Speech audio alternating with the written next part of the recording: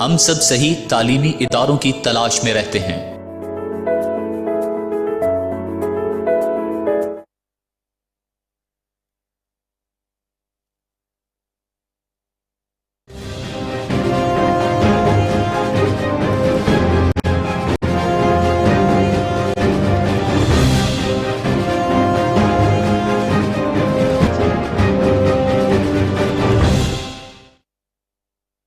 الرحمن الرحیم، السلام علیکم ناظرین۔ پروگرام سجاد میر کے ساتھ میں ہوں آپ کا میزبان جواد باقر۔ ناظرین، سیاست میں گرما گرمی چل رہی ہے، موسم تو سرد ہے مگر یہ گرما گرمی ہے، یہ بڑھتی ہی چلی جا رہی ہے۔ پی ٹی ایم کی بیٹھک پہ بیٹھک ہو رہی ہے جس میں مولانا نے بلاول اور مریم کو ایک دفعہ سے پھر اکٹھا کیا ہے۔ لاہور کے جلسے میں کیا اہم فیصلے ہونے جا رہے ہیں؟ لانگ مارچ ہے، شٹر ڈاؤن ہے یا کہ استعفے ہیں؟ اگر استعفوں کی بات کی جائے تو استعفوں پر کچھ تحفظات کا اظہار کیا ہے پاکستان پیپلز پارٹی نے، یعنی کہ بلاول بھٹو نے۔ اور سندھ اسمبلی ٹوٹنے سے سینٹ کا کیا بنے گا؟ سینٹ الیکشن پر یہ کتنے اثر انداز ہوں گے اگر یہ استعفے دیتے ہیں؟ اگر منظور نہ کیے گئے کیا پھر سپیکر جو قومی اسمبلی ہیں ان پر بھی پریشر پڑے گا؟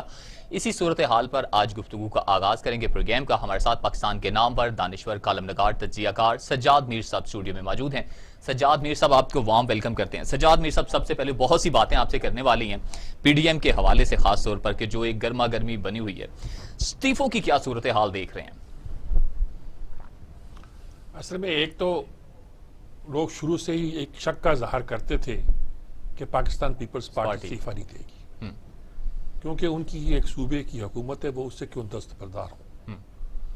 بلکہ جب اس تحریک کا آغاز ہوا، یعنی الیکشن ہوئے، تو مولانا فضل الرحمان جب کہتے تھے کہ ہمیں اسمبلی میں نہیں بیٹھنا چاہیے، اس سے انکار کر دینا چاہیے، ان کا مطلب یہی تھا کہ ہم انڈیپینڈنٹ رہ کے ابھی تحریک شروع کریں اور اس حکومت کو جعلی فیک حکومت قرار دیں۔ صحیح۔ لیکن ادھر پیپلز پارٹی کا انٹرسٹ یہ تھا کہ ان کی ایک حکومت بن رہی تھی صوبے میں، وہ اس سے دستبردار ہونے کو تیار نہیں تھے۔ کہتے وہ یہ نہیں تھے، کہتے کچھ اور دلائل ہوتے ہیں، عام طور پر سیاستدانوں کے پاس ہر موقع کے لیے دلائل ہوتے ہیں۔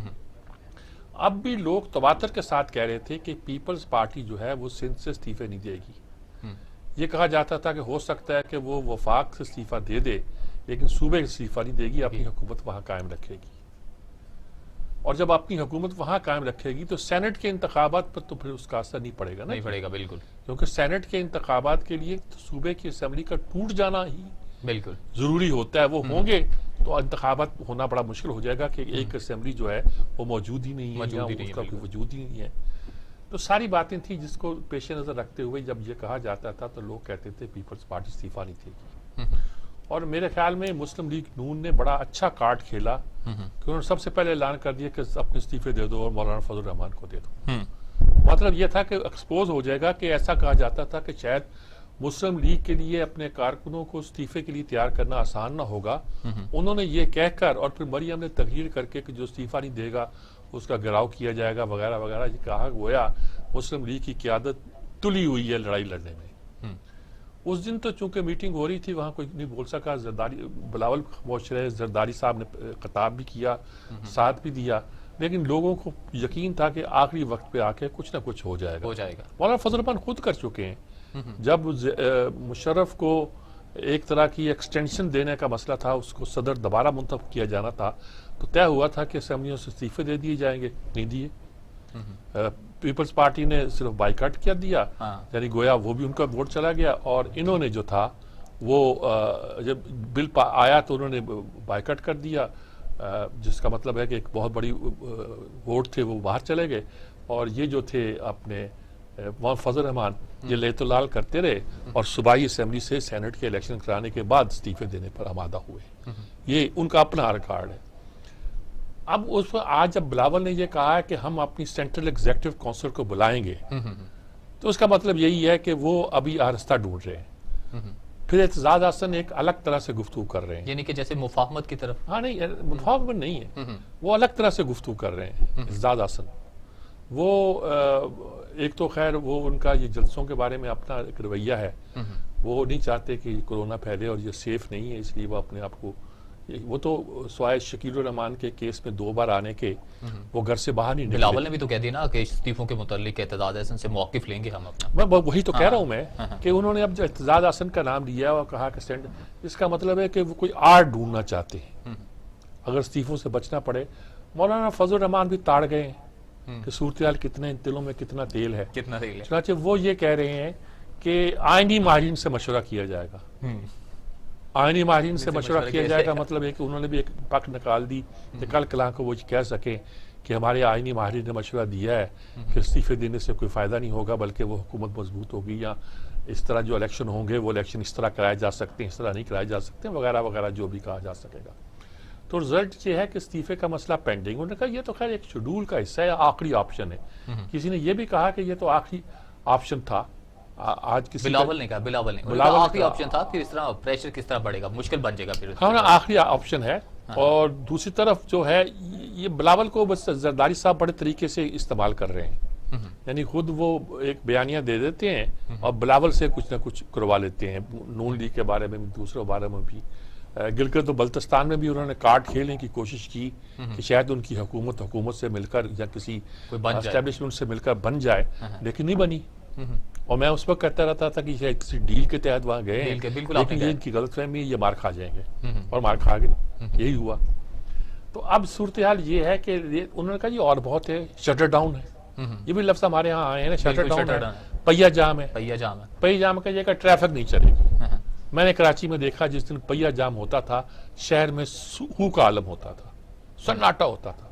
शटर डाउन का मतलब होता था कि दुकानें बंद कर दी जाए, यानी कि हड़ताल की है। हड़ताल का मतलब क्या है? हड़ताल के मतलब को वाजे करने के लिए कहा था शटर डाउन, दुकानें बंद कर दो, गाड़ी चलती है चलने दो। पहिया जाम, कुछ ट्रैफिक नहीं चलेगी तो दुकानें भी कहाँ खुलेंगी और कारोबार कहाँ होगा। तो ये वो सारी टर्म्स मैंने कल भी बताया था कि बहुत सारे में लॉन्ग मार्च है, और जेल बुरो तहरीक है, तो सारी हमने पुराने लोगों से ली है, उसी को लेकर हम आगे चलना चाहते हैं। मतलब है हम कहते हैं कि किसी ना किसी तरह से दबाव बिल्ड हो, और उस दबाव के नतीजे के तौर पर हुकूमत घुटने टेक दे। अब सवाल उठाया जाता है कि घुटने कैसे टेक दे। हुकूमत घुटने फिर टेकती है कि जब पुश्त पर जो हुकूमतें खड़ी होती हैं, रियासत की पुश्त पर, हुकूमत की पुश्त पर तो अब इस्तेमाल हो रहा है ना इस इलेक्शन में कि इनकी पुश्त पर हुकूमत बनी, इसलिए है कि एस्टेब्लिशमेंट खड़ी है। लेकिन रियासत की पुश्त पर भी तो एस्टेब्लिशमेंट होती है ना जी, जो उसकी निगरानी करती है, निगहबान होती है। तो वो हुकूमतें जब रियलाइज कर लें कि साहब इस हुकूमत का रहना दुरुस्त नहीं है, तो फिर कुछ ना कुछ बंदोबस्त हो जाता है। मिसाल के तौर पर मैंने आज ही देखा भी है कि अगर इलेक्शन हो रहे, अगर जब कहते हैं कि कोई नवाज शरीफ का बयानिया इसका सवाल कुछ नहीं है कि कोई गैर आईनी इकदाम नहीं होगा, तो उसका मतलब क्या है? सही मतलब ये है कि हुकूमत को बाकी रखने के लिए जो उनको पुष्टपनाही मुहैया की जा रही है वो गैर आईनी है। सही, वो विड्रॉ कर लें तो आज आधे मेंबर जो हैं शायद हुकूमत को छोड़ दें। सही। हफीजुल्लाह नियाजी साहब ने हमें ज्वाइन कर लिया जी। अस्सलाम वालेकुम हफीजुल्लाह नियाजी साहब। हेलो, जरा थोड़ी सी आवाज तेज कर दें जरा यहाँ से। जनाब क्या हाल है, खैरियत से हैं आप? अच्छा, हम गुफ्तगू इस पे कर रहे हैं आज, खास तौर पर जो सूरत हाल है, जो पीडीएम का जलसा हो रहा है, जो इस्तीफों की बात हो रही है, ये सारी सूरत हाल पे क्या राय है आपकी? आपको मैं सवाल पूछने के बजाय सिर्फ आपसे सूरत हाल पूछूंगा, आप खुद उस पर ज़हीन आदमी है, बता सकेंगे कि क्या नक्शा बन रहा है हमारे यहाँ। मेरा ख्याल है कि इस वक्त तो एक स्वाबी जंग लड़ी जा रही है। और आवाज आ रही है अभी साहब? जी बिल्कुल आ रही है, बिल्कुल आ रही है। इस वक्त स्वाबी जंग लड़ी जा रही है जी। और हिसाब का मतलब ये है कि जो कुछ आपके कैफियत है वो ना सामने आए, और जो आपकी ख्वाहिशात हैं वो आपके चेहरे पे बनवाया हो। चुनाचे इमरान खान साहब जो अपनी ख्वाहिशात का इजहार कर रहे हैं कि हम जलसा नहीं होने देंगे, मुलाकात करना चाहते हैं इधर के बगैर, ये वो मतलब कि लेकिन उससे साफ पता चला कंफ्यूजन है। मेरा अपना ख्याल है ये दूसरा फरीक जो एस्टेब्लिशमेंट है वो भी कंफ्यूज है कि आया उन्होंने मुज़ाकरात के साथ तक गए, इमरान खान साहब उसको सबूताइज करते हैं तो किस हद तक करते हैं, और किस हद तक जाना चाहिए ताकि पीडीएम जो कि हवा में हाथ लहरा के एस्टेब्लिशमेंट के बड़ों को ललकारती रही है, ललकार रही है। और बलावल भुट्टो साहब आज भी कह रहे थे कि हम सहूलतकार, वो खसूसी तौर पर फरमाते हैं सहूलतकार, हम इंसान से छुटकारा चाहते हैं।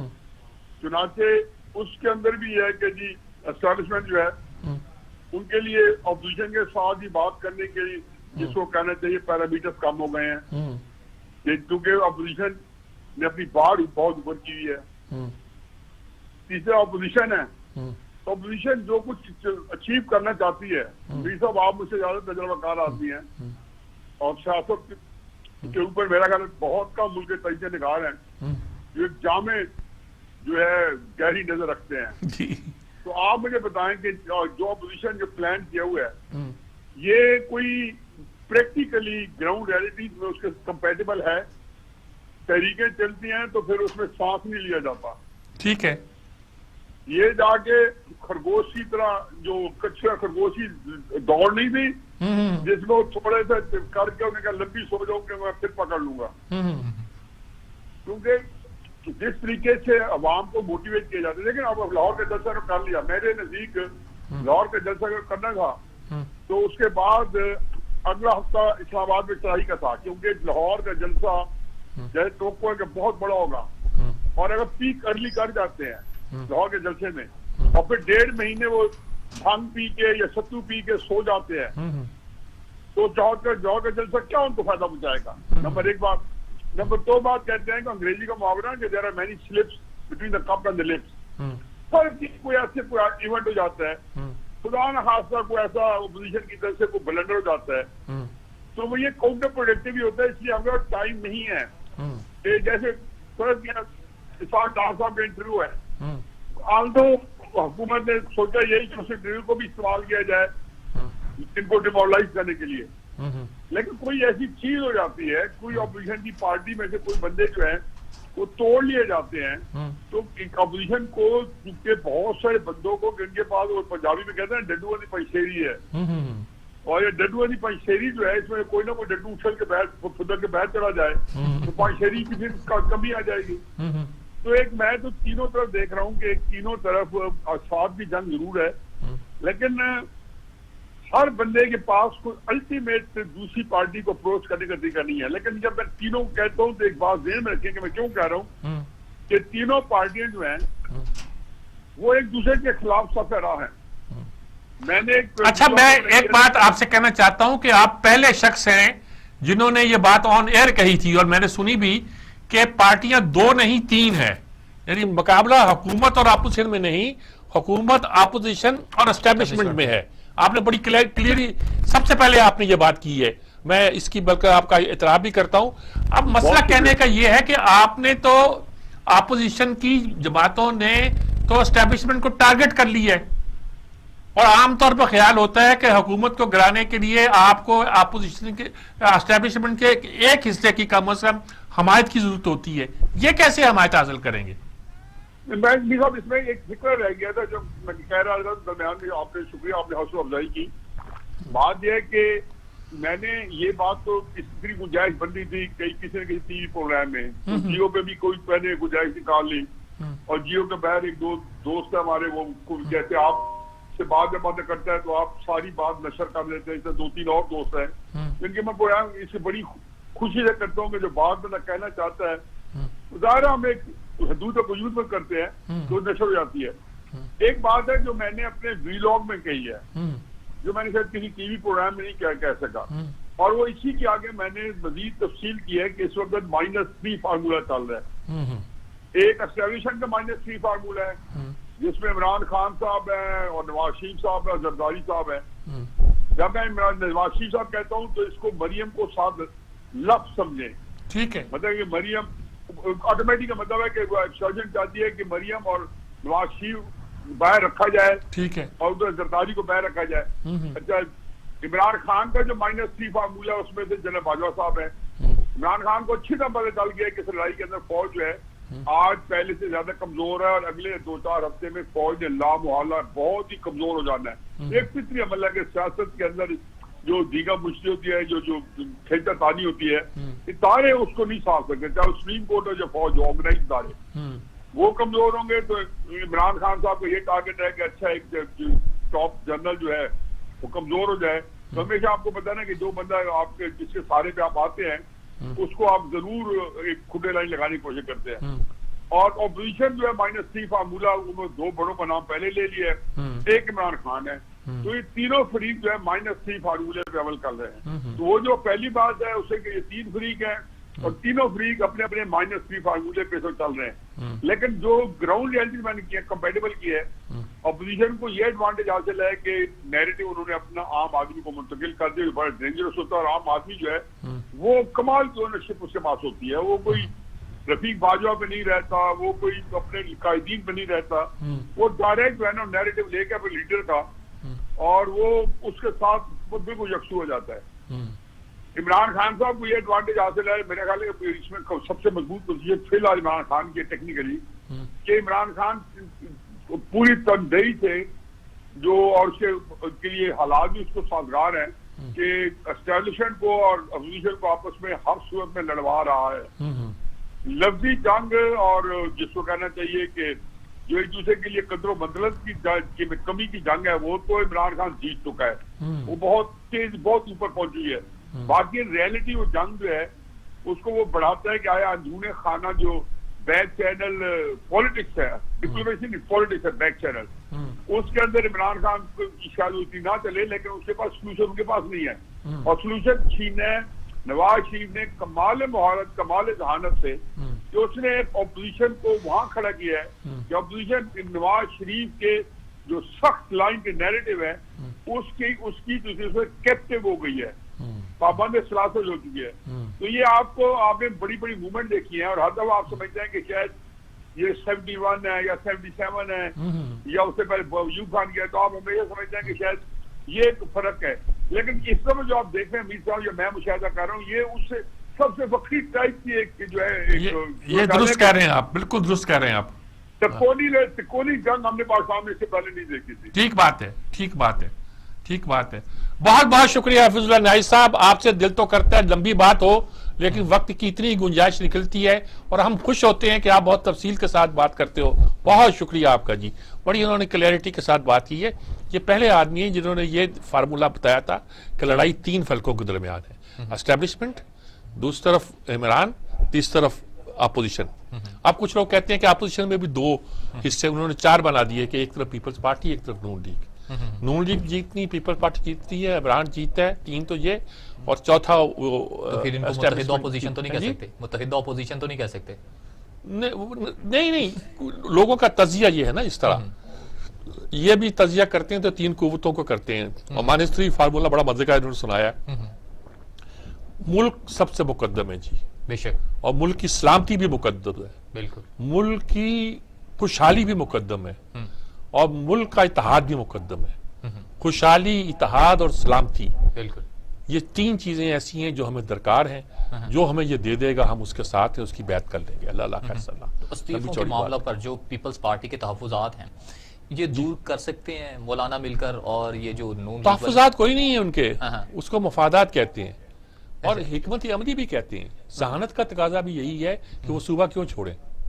آپ کو کنونس کرنا پڑے گا کہ صوبہ چھوڑنے سے آپ کو یہ ملے گا, ان کو مزید کیا ملے گا. ان کو پتا ابھی کچھ اور ان کے پاس نہیں ہے. ان کو ایک صوبہ وہ بھی چلا جائے گا. گل کو تو بلتستان کے راستے پہ لگایا گیا تھا, وہاں کچھ نہیں ملا, ڈگڈگی بجا گیا. صحیح ہے, ٹھیک ہے. سینٹرل ایگزیکٹو کمیٹی کا اجلاس بھی ہے جی, اس پر بھی بات کریں گے مگر ایک بریک کے بعد. ایک مختصر سا وقفہ, اس کے بعد دوبارہ حاضر ہوتے ہیں.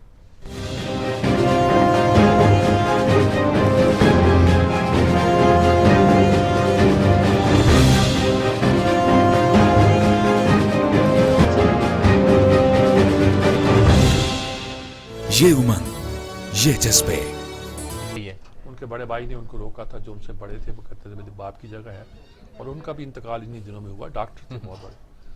تو وہ ان کی ایک زمانے میں تمنا تھی کہ بلاول جو ہے وہ معاملات کو سنبھالے, شاید پنجاب میں اس طرح ہم ریوائیو کر سکیں پیپلز پارٹی کو. یہ لوگوں میں سے ہیں جو اس حسرت کو لیے بیٹھے ہیں کہ پنجاب میں ہم پیپلز پارٹی کو کس طرح دوبارہ اپنے پاؤں پہ کھڑا کیوں نہیں کر سکے, اور کیوں کر نہیں پا رہے. انہوں نے جو تجزیہ کیا ہے، تجزیہ کرنے کا مطلب ایسے تم آپ لوگ استعفیٰ دے رہے ہو، یہ اندازہ کیا، حساب کتاب کر کے کیا ہے کتنے بندے استعفیٰ دیں گے تو اس کے بعد کیا نتیجہ نکلے گا، کیا نتیجہ نکلے گا. بالکل ابھی شاید اور بہت سے سوالات بھی ہوں گے، ان سے پوچھے بھی گئے ہوں گے، ہو سکتا نہیں پوچھے گئے ہوں گے کہ اگر اسمبلیاں ختم ہو جاتی ہیں صوبائی، کس صورت میں ختم ہوگی اور اس صورت میں کیا سینٹ کے انتخابات کی کیا نقشہ بنے گا، کیا صورت بنے گا. یہ بات ہم ہمیشہ سے کہتے آئے ہیں. مشرف کے زمانے میں بھی یہی تھا. مشرف کو دوبارہ صدر منتخب کرنے کے لیے سینٹ کے انتخابات کرانے تھے پہلے، اور سینٹ کے انتخابات کرانے کے لیے بھی یہی کچھ فارمولہ تھا جو چلتا جا رہا تھا. تو میرے خیال میں یہی اب بلاول کے پاس انہوں نے کہا کہ اعتزاز کی بات بھی مانیں گے، اعتزاز کا اور میرا خیال ایک ہوگا. تو یہ ساری باتیں یہ بتاتی ہیں کہ ابھی اپوزیشن فوری طور پر استعفیٰ دینے کے بارے میں یہ پریشر ٹیکٹکس. اچھا صاحب ٹھیک کہتے ہیں، پریشر ٹیکٹکس. ٹھیک ہے، اور سب ایک دوسرے پر دباؤ ڈال رہے ہیں. صاحب کی جنگ ہے، صاحب کی جنگ میں کون جیتا ہے یہ آنے والے دن. سی ای سی کے ممبر بھی ہیں سید عفان زادہ چٹان، پاکستان پیپلز پارٹی کے سینئر رہنما بھی ہمارے ساتھ ہیں. اچھا ہمارے ساتھ لائن پر موجود ہیں. جی السلام علیکم جناب چٹان صاحب. وعلیکم السلام. جناب صاحب ہم بات کر رہے ہیں، یہ اب جو پی ڈی ایم نے استعفوں کی بات کی ہے اور پیپلز پارٹی نے کہا کہ سینٹرل ایگزیکٹو کمیٹی کا اجلاس بلا لیا ہے، بلاول صاحب نے کہا ہے، کیا آپ بھی شاید ممبر ہیں اس کے، تو کیا نقشہ بنتا دکھائی دیتا ہے آپ کو؟ بسم اللہ الرحمن الرحیم. دیکھیے جی، پاکستان پیپلز پارٹی کے ہسٹری کا اب ساری دنیا کو پتہ ہے کہ ہمارا جو آئین منشور ہے اس میں لکھا ہے اسلام ہمارا دین ہے. تو اس کے بعد لکھا ہے دوسرا لکیر اس میں لکھا ہے جمہوریت ہماری سیاست ہے. ہم ہمیشہ جمہوریت کے لیے کوشش کر رہے ہیں، لیکن اب حالات بہت بدتر ہو چکے ہیں. اب حکومتوں کے، اسمبلیوں کے سیاست سے بات بالاتر ہو چکی ہے. ہمارے ملک بہت نازک صورتحال میں، اور خدا نخواستہ اگر یہ سلسلہ اس طرح جاری رہا اور یہ نااہل اور ناکام حکومت اس ملک پہ مسلط ہوا تو ہمارے جو ایٹمی اساس وہ بھی خطرے میں ہے. ملک کے عوام کی جو حالات ہے، ہمارے خارجہ پالیسی کی جو حالات ہے، ہم نے 2.5 سال تانی سن کے کوشش کیا اس حکومت کے ساتھ تاکہ جمہوریت کا جو تسلسل ہے یہ چلے، تاکہ ملک کے جو بدحالی ہے لوگوں کے حالات بدلے. اس کے لیے لوگ اسمبلیوں میں نہیں آ رہے تھے. ہم نے منتیں کر کے سب کو اسمبلی میں لایا. تمام اپوزیشن نے اس حکومت کو کہا کہ آپ قدم بڑھائے، ہم آپ کے ساتھ ہیں. جج کے ہتھوڑے کا استعمال اس حکومت کے لیے ہوا، بندوق کا استعمال اس کے لیے ہوا، ممبر کا استعمال اس کی حکومت کے لیے ہوا، درگاہ کا استعمال اس کے لیے ہوا، میڈیا کا استعمال اس کے لیے ہوا. لیکن پھر بھی ملک کے جو حالات ہیں وہ کسی سے پوشیدہ نہیں ہے کہ ملک کے اندرونی کیا حالات ہے، ہماری بیرونی کیا حالات ہے. پاکستان، چائنا اور امریکہ کے بدترین تعلقات تھے، لیکن ہمارے دونوں کے ساتھ بہت اچھے تعلقات تھے. ایران اور سعودی کے بدترین تعلقات تھے، لیکن ہمارے دونوں کے ساتھ اچھے تعلقات تھے. اب تو ہمارا ملک مذاق بن گیا ہے دنیا میں. ہم نے لوگوں کے گاڑیاں چلا کے ایک ڈالرز کے لیے، اس کے لیے ہم نے ملک کا جو حشر کیا ہے، مہنگائی کی جو حالات ہے، بے روزگاری کی جو حالات ہے.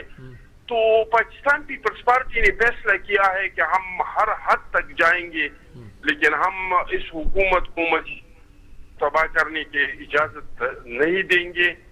اور ہم آئین کے بالادستی کے، اصل میں یہ حکومت بھی نہیں ہے، یہ سب کچھ تماشا جو ہو رہا ہے اس کی وجہ یہ ہے کہ ہم نے جو سوشل کنٹریکٹ بنایا ہے پبلک اور ریاست کے درمیان آئین، جب تک اس پہ عمل درآمد نہیں ہوگا تب تک یہ ملک کے حالات، ملک کے عوام کے حالات نہیں سدھر سکتے ہیں. اور میں نے آئین کا مارشل لا میں بھی، ڈکٹیٹروں کے زمانے میں بھی، ٹیکنوکریٹس کے زمانے میں بھی اس طرح کا مذاق نہیں دیکھا ہے. پہلے آئین تو نہیں تھا، جمہوریت تو نہیں تھا، تو چلو اب تو ہر ادارے کو جس طریقے سے چلایا جا رہا ہے ملک اس طریقے سے نہیں چلتا ہے.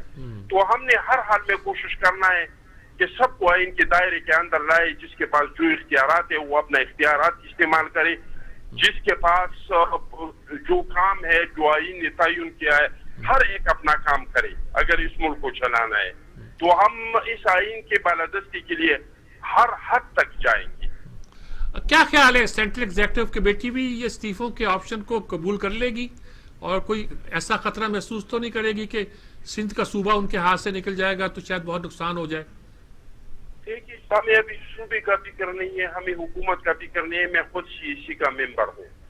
میرا تو چیئرمین صاحب کو مشورہ یہ ہوگا کہ جس حد تک ہوں ہم جائیں لیکن آئین کو بحال کریں, کیونکہ ابھی ہمارا آئین بحال نہیں ہے. ٹھیک بات, ٹھیک بات. یہاں پہ دو چیزیں اگر نہیں ہوں گی, سب سے پہلا یہ کہ آئین کے بالادستی ہو, جس کے پاس جو اختیارات ہے وہ اپنا اختیارات استعمال کرے.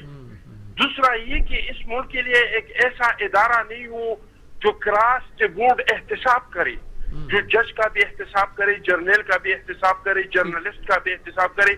شروعات تو ہم تو صدر اسحاق کے زمانے سے احتساب کے نرغے میں ہے, اور ہم تو ہمارا تو احتساب ہو رہا ہے. ہم نے تو کبھی نہیں کہا ہے کہ ہمارا احتساب نہیں ہو, ہم نے تو کبھی نہیں کہا ہے کہ ہمارے احتساب کے لیے پارلیمان کا پبلک اکاؤنٹس کمیٹی ہمارا احتساب کرے. ہم تو کہہ رہے ہمارا احتساب ضرور ہو. اگر ہم میں کوئی قصور ہے تو ہمیں اس کا سزا ملنا چاہیے. اگر ہم نے کرپشن کیے, ملک کو لوٹا ہے, اس کا ہمیں سزا ملنا چاہیے. لیکن ہم ساتھ یہ بھی کہہ رہے ہیں کہ سب کا احتساب ہونا چاہیے, کراس بورڈ ہونا چاہیے, سب کے لیے ایک جیسا طریقہ کار اختیار کرنا چاہیے. یہ نہیں ہے کہ سیاستدان اپنے احساس سے ظاہر کرے لیکن کسی سروس مین سے یہ نہیں پوچھا جائے کہ بھائی آپ نے یہ جزیرے کہاں سے خریدے باہر دنیا میں, آپ کا تو اتنا تنخواہ تھا, اتنا اپلیکیشن لیا ہے, اتنے آپ کے مراحات ہے, یہ باقی اثاثے کہاں سے آ گئی؟ یہ سب سے پوچھنا چاہیے, سب سے پہلے سیاستدان سے اور پھر ہر سے. یہ دو کام اگر ہم نہیں کریں گے تو خدا نخواستہ یہ ملک جو ہے یہ بہت شدید بحران کا شکار ہے. جی بہت شکریہ چٹان صاحب, آپ کا بہت شکریہ. آپ نے بہت تفصیل کے ساتھ اور بہت کلیئرٹی کے ساتھ ساری مسئلے کو روشن کیا. بہت شکریہ آپ کا, بڑی کلیئر بات کی. آئین کی بحالی, آئین کی بحالی یعنی کہ مسئلہ ہے آئین کی بحالی.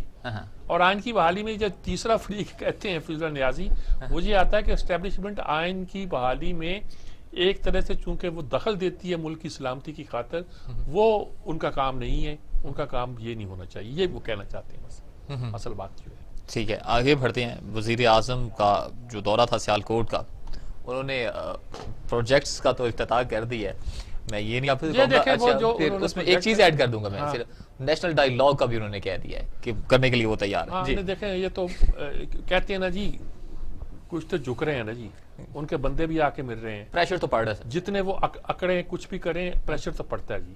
پریشر نہیں پڑتا تو روز بیان کیوں دیتے ہیں؟ گرگت میں جاتے ہیں وہیں یہ بیان دیتے ہیں, کہتے ہیں نا کہ پارلیمنٹ میں آ جائے, میں جواب دیتا ہوں. سر پہ سوار ہے نا جی, حکومت ایسی تھوڑی ہوتی ہے کہ اپوزیشن سڑکوں پہ نکلی ہو, جلسے جلوس کر رہی ہو, بیانات پہ بیان آ رہے ہیں, ایک سے ایک سخت بیان ہو رہا ہے, ان کو برداشت. انہوں نے چھوڑے ہوئے اپنے لوگ کچھ جو کاؤنٹر کرتے ہیں, لیکن دیکھیے وہ اور کاؤنٹر پروڈکٹیو ہے کہ آپ کے معاونین خصوصی پتہ نہیں کیا ہے وہ سارے جو تین چار ہیں وہ بیان دیتے ہیں, وہ اور صورتحال کو خراب کرتے ہیں. عام طور پہ تاثر یہ ہوتا ہے وزیر اعظم کے بارے میں کہ وہ مذاکرات کرنے کو تیار نہیں ہے. آج انہوں نے کہا کہ وہ تیار ہیں, لیکن اس میں بھی انہوں نے رکھا کہ میں پارلیمنٹ میں آؤں گا, پارلیمنٹ میں آؤں گا, یہ مجھے بات نہیں کرنے دیتے. اچھا, اب وہ سارا جو بہرحال ایک کچھ تھوڑی سی برف پگھلے گی, ادھر بھی پگھلے گی, دور پگھلے گی. یہ برف پگھلے گی پریشر کی وجہ سے جو عوام اور کس کی وجہ سے پگھلتی ہے, اور کوئی شخصیت کے اندر کوئی اتنی مضبوطی تھوڑی ہے کہ وہ پگھلا دے اپنی گرمی سے. دوسری طرف یہ ہے کہ انہوں نے وہاں افتتاح کیا ہے ایئر لائن کا, سیال ایئر لائن کا. اصل میں سیالکوٹ کے جو صنعت کار ہیں جن کا خاص طور پر سرجری میں اور سپورٹس میں دنیا بڑا نام ہے, اور دنیا کے بڑے اداروں کے لیے بھی وہ چیزیں بناتے ہیں, وہ بہت انٹرپرینور ہیں. انہوں نے سیالکوٹ کو بنانے, انہوں نے ایئرپورٹ خود بنایا, ایئرپورٹ بنا لیا بالکل, کیونکہ ان کا سامان لاہور آتا تھا, لاہور سے جاتا تھا, انہوں نے ایئرپورٹ بنا دیا. کارگو بھرتے ہیں, جہاں جس ملک میں جانا ہوتا چلا جاتا ہے سیدھا ڈائریکٹ. وہاں کی فلائٹس بھی چلتی ہیں, ہمارے بہت سے شاید پی آئی کی بھی چلتی ہوں گی, کسی اور کی بھی چلتی ہیں. اور ہوتا یہ ہے کہ وہ ان کی ٹکٹ لاہور سے سفر کرنے کے مقابلے میں کچھ سستی ہوتی ہیں. تو بہت سے لوگ جو کہ ان کو لاہور سے ٹکٹ نہیں ملتی, وہ گاڑی میں بیٹھتے ہیں سیالکوٹ. اب تو موٹر وے سے جانا ایسے ہو گیا ہے, 1-1.5 گھنٹے پہنچیا, گاڑی کھڑی کی, موٹر وے کا تو آپ نے نام لیا, جہاز میں بیٹھے اور بیٹھ کے چلے گئے. اچھا, موٹر وے کا آپ نے نام لیا ہے, نون لیگ کے جو منصوبے تھے, ترقیاتی منصوبے, ان کا افتتاح کیا وزیر اعظم. وہ جو انہوں نے کہا 17 ارب کے منصوبوں کا افتتاح کیا ہے, وہ جو منصوبے ہیں وہ سارے کے سارے وہاں کی لوکل گورنمنٹ نے पंजाब गवर्नमेंट की मदद के साथ एशियन डेवलपमेंट बैंक से तय किए थे। उन्होंने 17 अरब सैंक्शन किए थे इसके, उसी के मंसूबों का ऐलान कर रहे हैं और वही मंसूबे हैं जो तय हुए हैं। सियाल एयर का जो लाइसेंस है वो भी 17 में दिया गया था नवाज हुकूमत के दरमियान ही। तो आप जहां भी जाएंगे उसके फुटप्रिंट तो आपको मिलेंगे, यानी नवाज शरीफ ने जितने काम किए हैं इस मुल्क में उसके फुटप्रिंट आपको मिलेंगे। पीपल्स पार्टी तो नारे लगाती, कुछ काम पीपल्स पार्टी ने भी किए, स्टील मिल उन्होंने बनाई थी, आपने अब कर दी। भुट्टो साहब ऐसी बात नहीं थे, एंटरप्रेन्योर आदमी थे, वो काम करना चाहते थे, जानते। पोर्ट कासिम की बुनियाद उन्होंने रखी थी। सही। आप लोगों को कहना ये पोर्ट कासिम के बनाई बेहतर था कि वो हब में जो बना था वहाँ स्टील मिल लगाते, वहाँ पोर्ट बनाते। ये उन्होंने सिंध का कुछ किया, काम तो किया ना। बिल्कुल। शहबाज शरीफ का ज़्यादा काम पंजाब में ही है ना। बिल्कुल। काम तो किया ना। काम करो भाई, अपने इलाके को डेवलप करो, डेवलप तो करो ना, तासब से नहीं करो। अब ये जो कोल माइंस है हमारी थर की, वो पड़ी हुई है। मैं कोई 25 साल से बहस करवा रहा हूँ इस प्रोजेक्ट को। जापानियों ने ये कहा, चीनियों ने ये कहा, रूसियों ने ये कहा, ये हो जाएगा, वो हो जाएगा, आगाज हो गया, नहीं हो गया, गड़बड़ हो गई। वो कहते हैं ये सिंध की जमीन है, वो कहते हैं वफाक इसमें मदद नहीं करता, पता नहीं क्या क्या। वैसे की काम करो भी काम, सही है, उसके नताज कुछ ना कुछ दिखेंगे। हमें ब्रेक पर जाना, ब्रेक से जब लौट कर आएंगे तो हमें देखना है भारत एक बार फिर खित्ते का अमन बर्बाद करने के लिए सरगर्म हो चुका है। इसके पीछे बिहाइंड द कर्टन आखिरकार है क्या? एक मुख्तसर से वक्फे के बाद हाजिर होते हैं।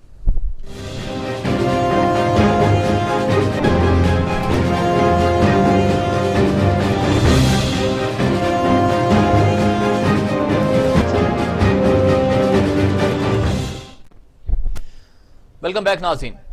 सजाद मीर साहब, कोई लंबी चौड़ी गुफ्तगू नहीं क्योंकि वक्त बड़ा मुख्तसर है और ब्रिगेडियर फारूक हमीद साहब ने हमें ज्वाइन किया। अस्सलाम वालेकुम।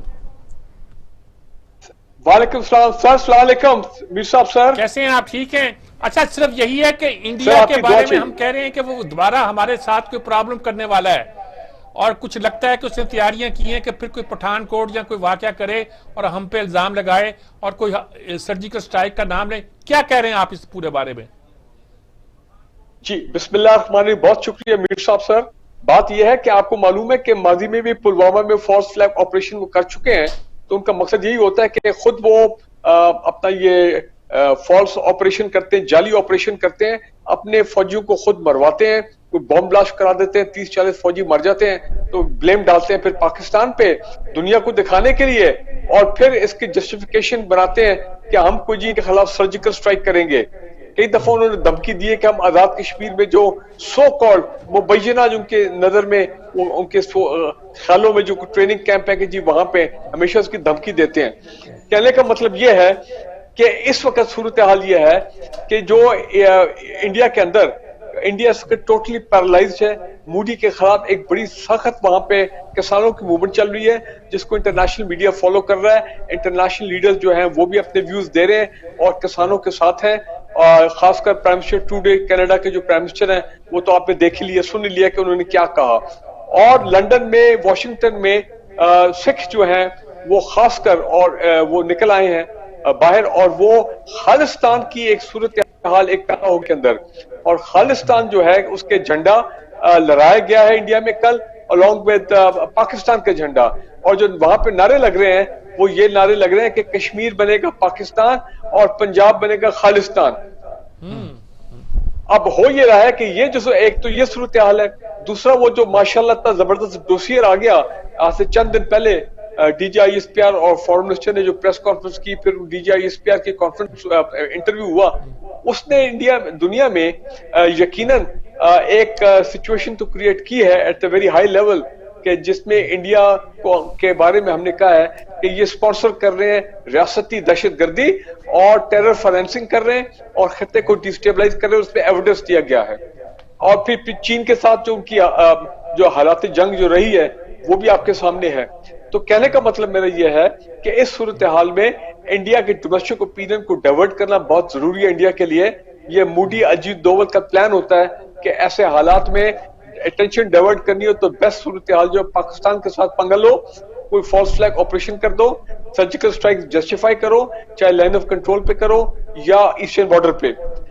मैं यहाँ पे एक चीज आपको वादे कर दूं کہ اس وقت چائنیز پیپل لبریشن آرمی کی جو ایئر فورس ہے اور پاکستان ایئر فورس کی بڑی سخت ایکسرسائزز ہو رہی ہیں، ایئر ایکسرسائزز، وہ ہے بھراری ایئر فیلڈ، جو نیا ایئر فیلڈ بننا ہے ٹھٹا بدین اس علاقے میں، یعنی کہ انڈیا کے راجستھان بارڈر کے اپوزٹ سائڈ پاکستان میں.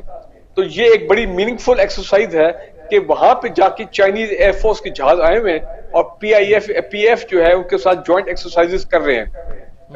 امپورٹنٹ چیز یہ کہنے کی ہے کہ اس میں کوئی شک نہیں کہ خبریں یہ بھی ہیں کہ راجستھان بارڈر اور ساؤتھ انڈیا میں جو انڈین ایئر فورس کے بیسز ہیں اور انڈین ٹروپس کی آرم فورسز کی ڈپلائمنٹ جو ہے وہ بھی تیز ہو رہی ہے.